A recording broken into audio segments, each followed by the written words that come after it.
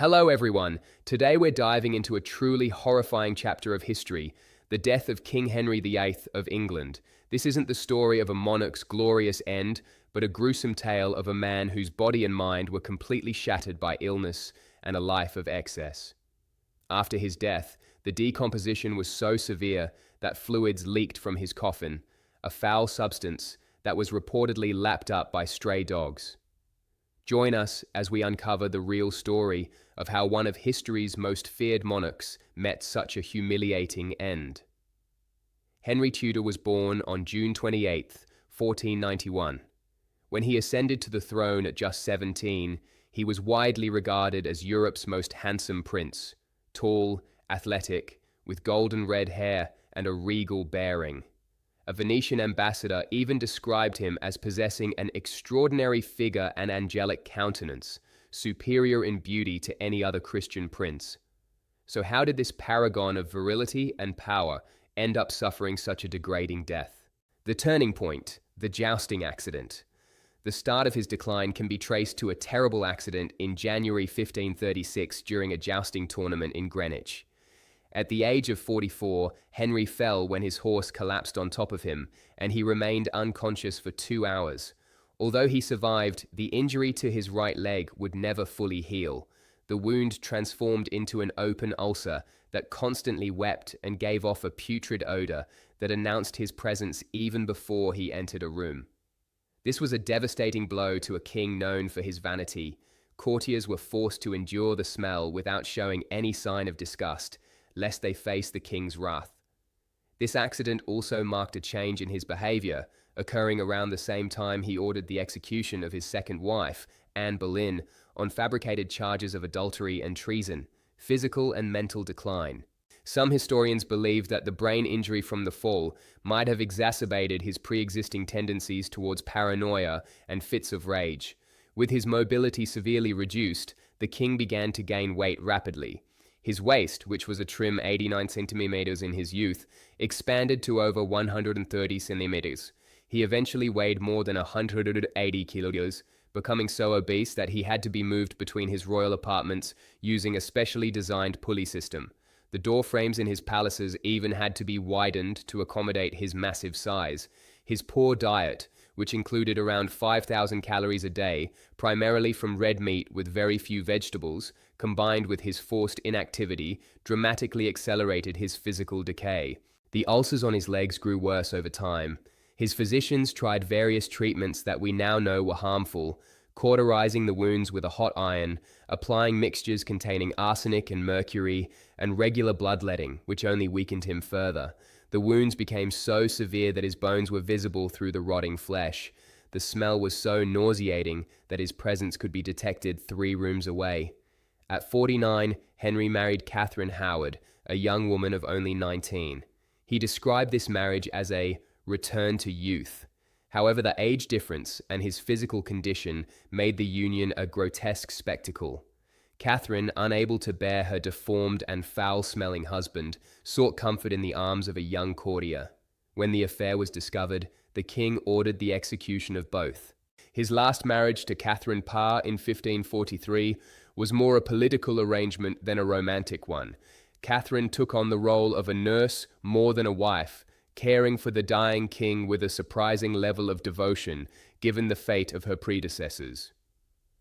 The final years of a tyrant. In his last years, Henry suffered from numerous medical conditions. Modern experts believe he likely had diabetes, severe gout, hypertension, and heart failure. Some also suggest syphilis, though this diagnosis is debated by many historians. This combination of diseases turned his final years into a continuous torment. Contemporary accounts describe how the king would alternate between moments of unbearable pain, during which he would scream and curse everyone around him, and periods of deep melancholy, when he remained motionless for hours. Henry's paranoia intensified along with his physical suffering. The once brilliant statesman became obsessed with imaginary conspiracies, executing close friends and loyal advisors based on unfounded suspicions.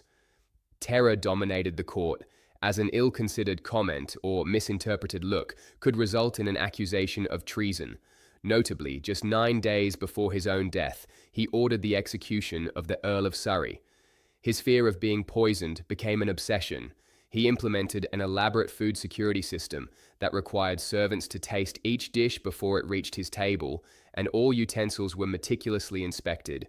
This fixation may have been a symptom of his growing mental instability or the result of recurring minor strokes. As the end approached, Henry's suffering reached almost unimaginable levels. In his final months, he could barely move even with help. Gangrene had set in his legs, further intensifying the already unbearable odor. The royal court became a place of miasma and whispers, with courtiers covering their noses with perfume-soaked handkerchiefs while forcing themselves to remain in the king's presence. During his final winter in 1546-1547, the king's health deteriorated rapidly. He suffered from recurrent fevers, likely due to septicemia from the numerous infections in his body. His breathing became increasingly difficult, and episodes of delirium were frequent. Witnesses reported that during these moments, the king often murmured the names of his deceased wives, particularly Jane Seymour, who died after giving him his only legitimate son, and possibly Anne Boleyn, whose ghost was said to torment him. Curiously, despite his obviously terminal condition, no one at court dared to suggest that the king was dying. English law considered it treason to predict the monarch's death, so physicians and courtiers maintained the facade that his recovery was possible, even when the smell of decomposition was already emanating from his still living body. The funeral and legacy. On January 27, 1547, realizing his end was near, Henry finally allowed Archbishop Thomas Cranmer to be summoned to his bedside. Unable to speak, he squeezed Cranmer's hand when asked if he was dying in the Christian faith. This was his last conscious gesture. In the early hours of January 28th, at the age of 55, the once powerful king breathed his last. But the indignities did not end with his death. Due to his enormous size, a special coffin had to be constructed to contain his remains.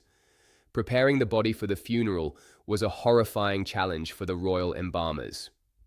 The embalming process at the time was rudimentary, primarily involving the removal of his internal organs and filling the cavities with aromatic herbs. In the days that followed, while the body awaited the state funeral, one of the most macabre episodes associated with Henry's death occurred. The coffin, which was inadequately sealed to contain the gases and fluids of decomposition, began to leak while it rested in the chapel of Can Abbey. Contemporary accounts describe a disturbing scene. Cadaveric fluid trickled onto the chapel floor where it was discovered by stray dogs that licked up the putrid substance. This story, recorded by chroniclers, represents a profoundly humiliating end for a king who had built his image around power, majesty, and divine authority. The mighty Henry, who had defied the Pope, redefined English religion, and sent 2 wives to the scaffold, ended as a mass of putrefied flesh. His body, once the embodiment of divine authority, was violated by street animals. The funeral finally took place on February 16, 1547, nearly 3 weeks after his death. Despite the unbearable smell emanating from the coffin, the ceremonies were conducted with all the pomp expected for such a powerful monarch. He was buried in St. George's Chapel at Windsor Castle alongside Jane Seymour, the only wife who had given him his long-desired male heir, Edward VI. Ironically, Edward, whose existence had motivated many of Henry's controversial decisions, including the break with Rome, reigned for only 6 years before dying of illness at 15. The throne then passed to Mary the Fan, the daughter of Catherine of Aragon, who attempted to reverse her father's Protestant reforms, and finally to Elizabeth I, the daughter of Anne Boleyn, who would establish a golden age in English history. The grotesque death of Henry VIII serves as a powerful reminder of the limits of human power. The king who considered himself above the law, capable of redefining the national religion and disposing of human lives at his whim, was in the end a victim of his own mortal body. His death was not just the end of a man, but also the symbol of the decline of an era. English historian Alison Weir wrote, "It is one of the great paradoxes of history that a man who began with so much promise, beauty, and ability ended as a grotesque caricature of himself." Tormented by physical pain and mental instability, feared and flattered by those around him but rarely truly loved, the transformation of Henry VIII from an ideal Renaissance prince to an obese and sick tyrant remains one of the most fascinating case studies of how absolute power, combined with chronic pain and progressive disease, can transform an individual. His political legacy continues to shape the modern world, but his personal end serves as a reminder of human fragility. The final moments of Henry's life, with his labored breathing and deformed body, stand in dramatic contrast to the official portraits that show him in all his royal majesty. This dissonance between public image and private reality is one of the great lessons of his life and death.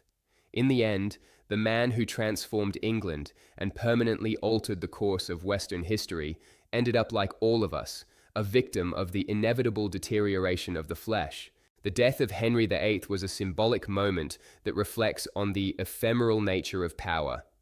In his final years, as his body deteriorated, so too did the myth of royal invulnerability.